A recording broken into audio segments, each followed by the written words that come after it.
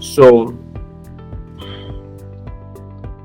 how do you protect your assets? Because the goal of a cybersecurity personnel is to protect valuable assets. We all have assets. You have your phone, you have your wristwatch, you have your laptop, you have your clothing. Even in your wardrobe, you have various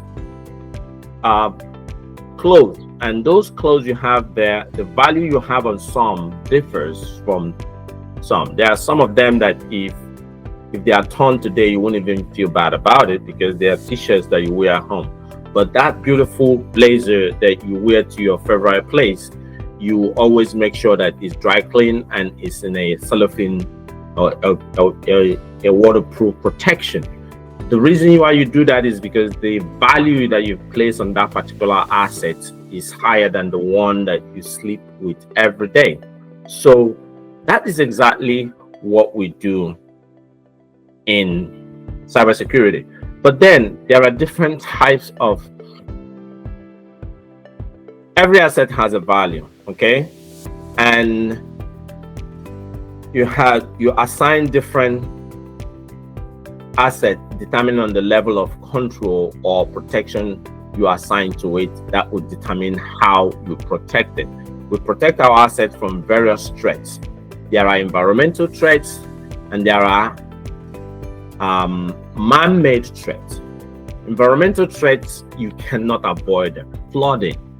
If you live in a flooded environment, in an area that is frequently flooded, what do? It's either you build your house in a way that it will withstand the flooding, or you make sure that your things are stored above foot level so that when the flooding happens, so you find different ways to save your asset.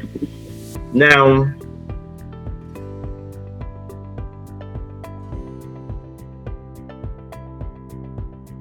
what is a risk, okay, or threat or vulnerability? One thing is that for a risk to occur, risk is an effect to an asset. For a risk to impact an asset, there has to be a vulnerability. But the vulnerability can exist without the risk if there is no threat. For example, if you live in a neighborhood where there is no theft, you can leave your car outside without locking it and go inside and nothing will happen. But if you live in a neighborhood where there's always car theft, that becomes the threat to you allowing that vulnerability to be there. Then another thing is, if you have a crack on your wall, the crack on the wall is a vulnerability. But if nothing can come through it, which is a threat to exploit that vulnerability, it's not a risk. But when the vulnerability has a matching threat or exploit, then it becomes a risk. You cannot control the threat. That's not your job.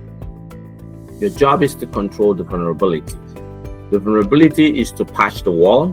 The vulnerability is to lock your car, to lock your door, to put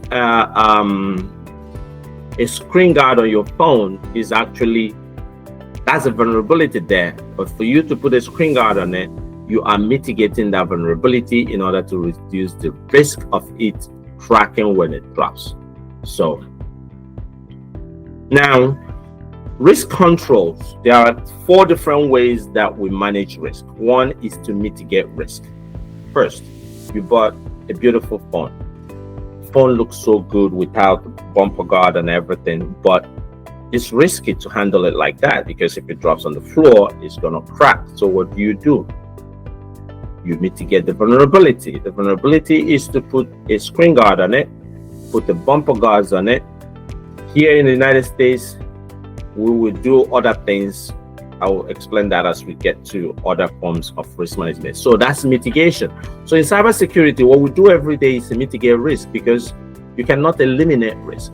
You can reduce risk by reducing the level of vulnerability or the number of vulnerability that are out there and that has threats or exploits that can exploit those vulnerabilities.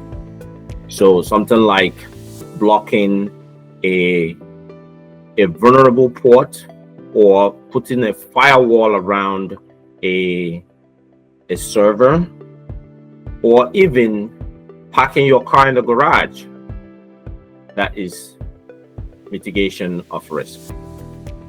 Now, transfer of risk. Some of us do have assets that are very valuable that you alone cannot bear the cost of losing that asset.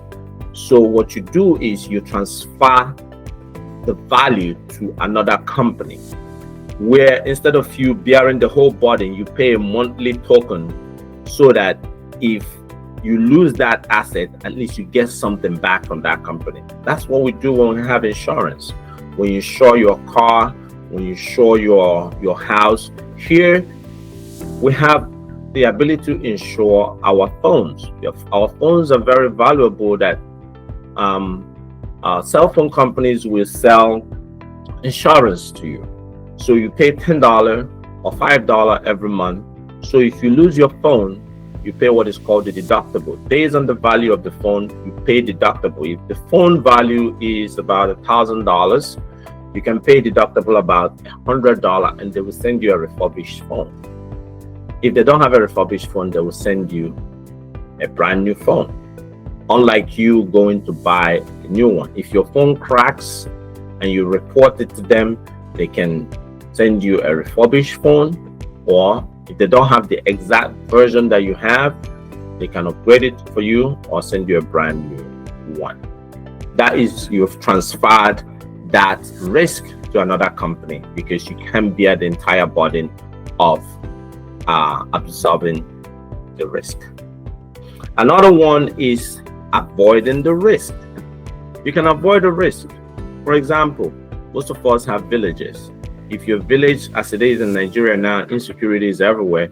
If you know that there's insecurity in your neighborhood or in your village, you can choose not to travel because of that, because the risk of being there is higher, and you don't want to risk being in such an environment. So what do? You avoid traveling entirely.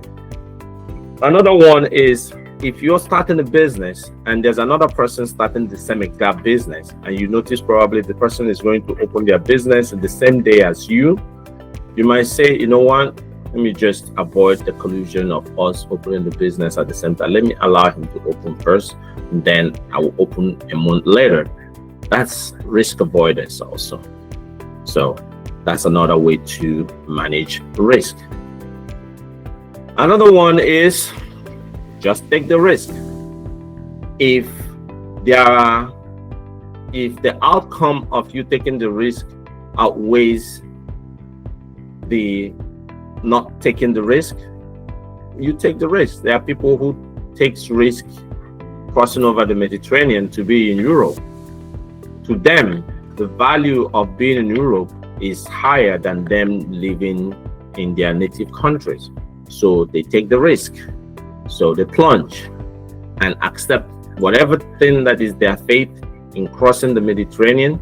If they make it, good. If they don't make it, they've accepted the risk of making such decision. So today you will find out that everything that you do, every online transaction you do, has a two-factor authentication, one-time OTP, and just putting a screen guard on your phone, wearing seatbelt, putting a password, fingerprint, facial recognition, enabling two-factor authentication on your online banking, WhatsApp, and so on, you are automatically a cybersecurity analyst. You are mitigating risk already in various things. If you buy a land and the first thing that occurs to you is to do a land survey, to have a documentation of it and have your CFO on it, okay, and then be able to fence it, all those things, you're mitigating risk so that people are not going to encroach into your property, because that's a valuable asset to you. If it's not valuable to you, you are not going to be doing all those things to it. So also we have to know that we are by nature cybersecurity personnel. Now, you are a security analyst by nature. You just haven't started making money by applying that same skill in cybersecurity, and that's why you are here today. Our job is to guide you through that process so you'll be able to understand what we do in the information technology end of security implementation, and how you can become a cybersecurity engineer and different other forms of cybersecurity.